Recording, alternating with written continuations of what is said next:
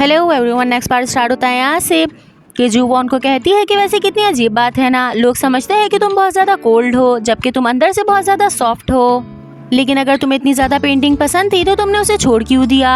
ये बार बार इसे पेंटिंग के बारे में बोल रही होती है तो ये सुनकर वॉन को गुस्सा आ जाता है। वो इसका हाथ पकड़कर फौरन इसे उठाता है और कहता है कि क्या तुम प्लीज़ चुप नहीं हो सकती। ये कहती है कि तुम्हें तो पेंटिंग इतनी ज़्यादा पसंद थी कि तुम्हारी फैमिली के मना करने के बावजूद भी तुमने उसे कंटिन्यू रखा। अब ऐसा क्या हो गया कि तुम फौरन ही इससे गिव अप कर गए। मेरा तो यही ख्याल है कि तुम्हें गिव अप नहीं करना चाहिए था बल्कि फिर से कोशिश करनी चाहिए थी। ये कहकर वो यहाँ से जाने लग जाती है तो पीछे से वॉन इसे हक कर लेता है क्योंकि आज जो भी कुछ इसके साथ हुआ इसकी वजह से वो काफ़ी सैड होता है। जो भी इसे कुछ नहीं कहती और वो कुछ देर तक ऐसे ही खड़ी रहती है। अब नेक्स्ट सीन हमें स्कूल का दिखाया जाता है कि यहाँ पर सब बैठे होते हैं और प्रोफेसर अंदर चलते हुए आते हैं। इस पर नैन से कहता है कि क्या आज इनका पीरियड है। वो कहता है नहीं, आज तो मिस को आना था। तो ये कहता है कि फिर ये क्यों आ गए, इनका लेक्चर तो मुझे समझ भी नहीं आता। सभी बच्चे इनको देखकर परेशान हो रहे होते हैं कि जब इनका पीरियड नहीं है तो यहाँ पर हमारी क्लास लेने के लिए क्यों आ गए हैं। ये बोर्ड पर कुछ लिखते हैं और डू देखकर पढ़ता है कि उन्होंने प्योर लिखा है। तो नैन उसे बताता है कि ये प्योर नहीं लिखा बल्कि ये तो पोर लिखा हुआ है जो हमारी स्किन में होते हैं। फिर वो बताना स्टार्ट करते हैं कि हमारी स्किन में पोर्स होते हैं तो उनका क्या काम होता है और हमारे जो पिंपल्स निकलते हैं वो किस तरह से निकलते हैं। अब कुछ देर बाद के दिखाया जाता है कि जू वॉन और जॉन्ग के साथ बैठकर स्टडी कर रही होती है लेकिन वॉन लगातार इसी को देख रहा होता है और कल जो कुछ भी हुआ उसकी वजह से ये दोनों काफी ज्यादा एम्बेरस होते हैं। अचानक से जॉन्ग की नज़र जू पर पड़ती है और वो इन दोनों को देखने लग जाता है लेकिन ये दोनों फौरन से नीचे देखते हैं और अपने अपने कामों में लग जाते हैं। हालांकि ये देखकर उसे भी थोड़ा सा अजीब सा लगता है। फिर वो वॉन से कहता है कि मैंने सुना है कि तुम्हारे ग्रैंडपा ने तुम्हारे सारे मेकअप के ब्रशेस हटा दिए हैं। तो ये कहता है हाँ बिल्कुल ऐसा ही हुआ है। तो जॉन्ग इसे कहता है कि चलो मैं तुम्हें बता देता हूँ कि मेकअप के ब्रशेस को कैसे इस्तेमाल करते हैं। बेहतर होगा कि तुम एग्जाम से पहले ये करना सीख जाओ। फिर ये लोग इस बारे में स्टडी करने लग जाते हैं और वॉन वापस से जू को तरफ देखने लगता है। साथ ही हमें नैन का दिखाया जाता है कि वो अपनी क्लास के अंदर जू की बहन को लेकर आता है और काफी सारे लोग कमेंट्स में पूछ रहे थे कि जू की बहन का क्या नाम है। तो इसका नाम है मीजा। नैन इसे क्लास में लेकर आता है और इसे बताता है कि ये वो जगह है जहाँ पर हम अपना लेक्चर्स लेते हैं। साथ ही रीना का दिखाया जाता है कि उसकी रिकॉर्डिंग चल रही होती है और वो सब लोगों को मेकअप रिमूव करने का तरीका बता रही होती है। वहीं नैन मीजा से कहता है कि मैं तुम्हें एक गिफ्ट देना चाहता हूँ। मीजा कहती है कि मुझे क्या गिफ्ट दोगे, मुझे तो उनसे कोई भी गिफ्ट नहीं चाहिए। ये अपना मेकअप बॉक्स खोलता है और मीजा का ग्लासेस उतार देता है। फिर अपने मेकअप बॉक्स में से सामान निकालता है और उसका मेकअप करना स्टार्ट करता है। वो बहुत ज़्यादा एम्बेरस हो रही होती है कि ये मेरे साथ क्या कर रहा है। नैन इसे देखकर हंसने लग जाता है क्योंकि उसने फर्स्ट टाइम मीजा को मेकअप में देखा है और वो बहुत ज़्यादा क्यूट लग रही होती है। अब नेक्स्ट डे का सीन दिखाया जाता है कि जू इन लोगों के साथ बैठकर बात कर रही होती है और वो कहती है कि देखो हम लोग को नहीं पता कि हम लोग के मॉडल कौन होंगे लेकिन कोशिश यही करनी है कि हम लोग ज़्यादा जल्दी ना करें। पहले मॉडल की स्किन टाइप को देखें फिर उसका मेकअप स्टार्ट करें। इस पर नैन कहता है कि ये जाने से पहले अपने फाइनल वर्ड्स हमें बोल रही है, क्या तुम कुछ और भी कहना चाहती हो। इस पर जू कहती है कि एक लास्ट बात ही कहूँगी, बस कोशिश करना कि कल तुम थोड़ा सा बोलो क्योंकि अगर ज़्यादा बोलोगे तो हमारा काम ख़राब हो जाएगा। ये सुनकर वॉन और जॉन्ग दोनों ही हंसने लग जाते हैं और नैन कहता है कि नहीं मैं तो बिल्कुल ऐसा नहीं करूँगा। ये कहकर वो खुद भी हंसने लग जाता है। फिर कहता है कि क्या तुम कुछ और कहना चाहती हो। तो ये वॉन और जॉन्ग की तरफ देखकर कहती है कि मैं तुम लोग के लिए दुआ करूँगी कि कल तुम लोग टेस्ट में जीत जाओ। जॉन्ग कहता है कि मुझे ये सब कुछ देख के थोड़ा सा सैड फील हो रहा है। इस पर वॉन कहता है कि इस तरह से रिएक्ट ना करो जैसे ये मरने वाली हो। अगर ये जिंदा रह गई तो तुम इसे फिर से देख पाओगे। जू भी इसकी बातें सुन रही होती है और उसे भी थोड़ा सा बुरा लगता है। इतने में यहाँ पे रीना और रीना की फ्रेंड आ जाती है और वो पूछती है कि तुम लोगों की तैयारी कैसी चल रही है। ये कहते हैं कि हमारी तैयारी तो बहुत अच्छी चल रही है। फिर वो बोंगजू से पूछती है कि क्या तुमने पैकिंग कर ली। तो ये कहती है हाँ ऑफ कोर्स हो चुकी है। रीना भी सैडनेस के साथ पूछती है कि यार तुम वापस कब आओगी। इस पर ये कहती है कि बेफिक्र रहो, मैं तुम सभी को कांटेक्ट करती रहूंगी। वॉन भी इसकी बात सुन रहा होता है और उसे भी बिल्कुल अच्छा नहीं लगता। तो नैन कहता है कि यार तुम लोग इतना सैड क्यों हो रहे हो, कल बोंगजू जा रही है ना तो हम लोग एक काम करते हैं कि आज रात में हम सब सेलिब्रेशन करते हैं। बोंगजू कहती है चलो यार मैं चलती हूँ क्योंकि मुझे घर जाकर थोड़ा सा काम और निपटाना है। ये सुनकर सभी लोग सैड हो जाते हैं और वॉन भी बहुत ज़्यादा सैड होता है। बोंगजू इसी की तरफ देख रही होती है। वहीं जून बोंगजू को देख रहा होता है। वो देखता है कि ये वॉन की तरफ देख रही है तो ये देखकर वो खुद भी सैड हो जाता है। अब नेक्स्ट सीन में दिखाया जाता है कि बोंगजू अपने घर आ जाती है और यहाँ पर आकर पैकिंग स्टार्ट कर देती है।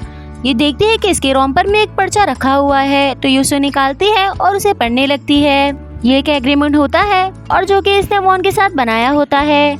जब इसे पता चलता है कि वॉन इसका कस्टमर है, ये वॉन को फूल कहती है और वॉन को ये वर्ड बहुत ज़्यादा बुरा लगता है, तो वो इससे एग्रीमेंट बनवाता है कि तुम मुझे कभी भी फूल नहीं कहोगी। जू कहती है कि अगर तुम जिंदगी भर मेरे फूल बनकर रहोगे तभी मैं ऐसा कर सकती हूँ, वरना मैं सबको बता दूंगी कि तुम मेरे कस्टमर हो। ये सारी बातें सोचकर ये मुस्कुराने लग जाती है। फिर सोचती है कि मैं वॉन को कॉल करती हूँ।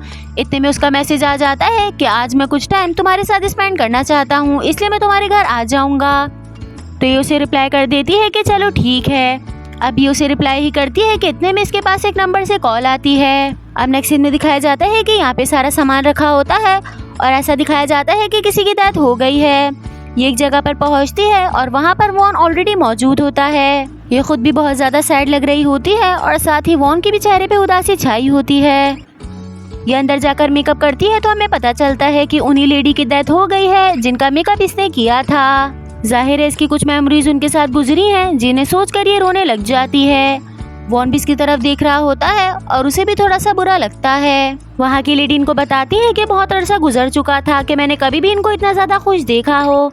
जब तुम इनसे मिलके गए थे तो उसके बाद ये बहुत ज़्यादा खुश नज़र आने लगी थी, क्योंकि इनको ऐसा लगता था कि शायद इनकी मुलाकात अपने हस्बैंड से हो चुकी है।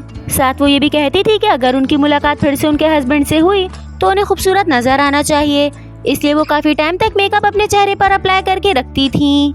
ये सारी बातें बताते हुए वो रोने लग जाती हैं और कहती हैं कि मैं तो बस तुम दोनों का ही शुक्रिया अदा करूंगी, क्योंकि तुम लोगों की वजह से मैंने उन्हें इतने टाइम में खुश देखा है। ये सारी बातें सुनकर जू भी रोने लग जाती है और वो उनकी पिक्चर की तरफ देखने लगती है। अब नेक्स्ट सीन में दिखाया जाता है कि ये दोनों वापस घर आ रहे होते हैं और जू बहुत ज़्यादा सैड नजर आती है। तो वॉन बात को पलटने के लिए इससे पूछता है कि कल की तुम्हारी फ्लाइट कब तक की है। ये सुनकर जू काफ़ी ज़्यादा कंफ्यूज हो जाती है और वो सोचने लगती है कि मुझे तो खुद भी नहीं याद। इस पर वॉन कहता है कि तुम इतने बड़े शहर में कैसे घूमोगी, हालांकि तुम तो चीज़ें भी याद नहीं रख पाती। वो इससे पूछती है कि तुम्हें इस बात की इतनी परवाह क्यों हो रही है। तो ये खुद भी कंफ्यूज हो जाता है और कुछ भी नहीं कह पाता। फिर इससे पूछता है कि अच्छा ये बताओ कि तुम्हारे ज़हन में क्या चल रहा है। जो कहती है कि वैसे तो हमने कोई भी इतना अच्छा काम नहीं किया कि वो हमारा इतना ज़्यादा थैंक यू कर रही थी, लेकिन फिर भी मुझे बहुत ज़्यादा खुशी है कि हमने उन्हें खुश कर दिया। मुझे एक और बात समझ आई है कि हमेशा हमें वही करना चाहिए जिसमें हम अच्छे हैं, जैसे कि जो काम तुम्हें पसंद है तुम उसे पूरा करने के लिए बहुत ज़्यादा मेहनत करते हो, और ये चीज़ मुझे भी बहुत ज़्यादा अच्छी लगती है। वॉन कहता है कि तुम्हारे पास भी तो तुम्हारा एक ख्वाब है जिसे पूरा करने के लिए तुम स्टेट्स जा रही हो। ये सुनकर ये कहती है कि नहीं, मुझे ऐसा नहीं लगता, बस मैं क्या कहूँ मुझे समझ नहीं आता। इसका इतना कंफ्यूजिंग आंसर सुनकर वॉन भी बहुत ज़्यादा कंफ्यूज हो जाता है कि ये क्या कह रही है। अब कुछ देर बाद का दिखाया जाता है कि वॉन इसे घर पे छोड़ने के लिए आ जाता है। तो जू इसे कहती है कि मैं तुम्हारे लिए दुआ करूँगी कि कल तुम टेस्ट में बहुत अच्छा परफॉर्म करो। तो इस पर वॉन कहता है कि तुम्हें भी एक बात का ख्याल रखना होगा, ये ना हो कि तुम्हारी लापरवाही की वजह से तुम अपनी फ्लाइट को मिस कर दो, और स्टेट्स में जाकर अपना ख्याल रखना और चीज़ों को भी याद रखना, वरना तुम गुम हो जाओगी। जू कहती है कि ठीक है, मैं भी तुम्हें एक एडवाइस करती हूँ कि पेंटिंग पे कभी भी गिव अप ना करना। ये सुनकर वॉन मुस्कुराने लग जाता है और जू अपने घर में जाने लगती है। वो पीछे से इसे रोकता है और इससे कुछ कहना चाहता है, लेकिन खुद इतना ज़्यादा कंफ्यूज हो रहा होता है कि उसे नहीं कह पाता। बॉन्ग जो खुद भी चाह रही होती है कि इसके दिल में जो भी है ये मुझे कह दे, लेकिन वो नहीं कहता, तो ये अपने घर में वापस जाने लगती है। वॉन फिर से इसे रोकता है, लेकिन इस बार वो सीरियस होता है। जू पीछे पलटती है तो ये उससे कहता है कि क्या मेरे लिए ठीक रहेगा कि क्या मैं तुम्हारा वेट करूं। जू भी ये सुनकर हैरान हो जाती है, क्योंकि एक तरह से ये कॉन्फेशन होता है। वॉन यहीं पे खड़े खड़े से प्रपोज कर देता है और इसका प्रपोजल सुनकर वो बहुत ज़्यादा शॉक्ड हो जाती है। इत्तेफाक से जोंग भी वहीं खड़ा होता है और वो इन लोगों की बातें सुन रहा होता है। उसे भी समझ आ जाता है कि ये दोनों एक दूसरे को लाइक करते हैं, और ये सब कुछ देखकर वो काफ़ी ज़्यादा सैड हो जाता है। साथ ही हमें पता चलता है कि वो जू के लिए गिफ्ट लेकर आया था। इसका मतलब ये है कि वो खुद भी आज जू को प्रपोज करने वाला था। गाइस, आप लोग को क्या लगता है कि जू का रिलेशन किसके साथ होना चाहिए, वॉन के साथ या फिर जोंग के साथ? अब इस ड्रामा का लास्ट एपिसोड रह गया है जिसमें हमें पता चलेगा कि जू का रिलेशन किसके साथ होता है, तो उसे मिस ना कीजिएगा। और अगर कोई इस ड्रामा की एमवी देखना चाहता है तो वो भी मैंने चैनल पे अपलोड की हुई है। अब मैं मिलती हूँ आप सबसे इसके लास्ट पार्ट में। जब तक के लिए स्टे ट्यून, अपना बहुत सारा ख्याल रखिएगा। Bye bye and thank you so much for watching.